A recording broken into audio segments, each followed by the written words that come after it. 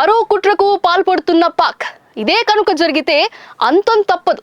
పాక్ తన పౌరులను నేపాల్ ద్వారా భారత్ కు పంపిస్తుందని సమాచారం వచ్చినట్లు తెలుస్తోంది.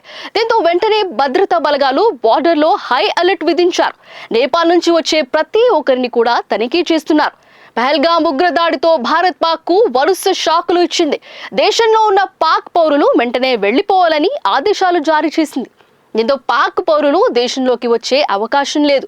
దీంతో పాకిస్తాన్ మరో కుట్రకు పాల్పడుతున్నట్లు తెలుస్తోంది. పాకిస్తాన్ అనుమానితులను నేపాల్ ద్వారా భారత్ కు పంపాలని దాయాది దేశం భావిస్తున్నట్లు తెలుస్తోంది. వీరిలో బంగ్లాదేశీయులు కూడా ఉన్నట్లు సమాచారం. సరిహద్దుల్లో హై అలర్ట్.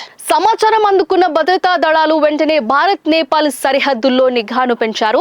అలాగే అటవీ ప్రాంతంలో జల్లెడ పట్టడం ప్రారంభించారు. సరిహద్దు ప్రాంతాలు అన్నిటిలో హై అలర్ట్ విధించారు.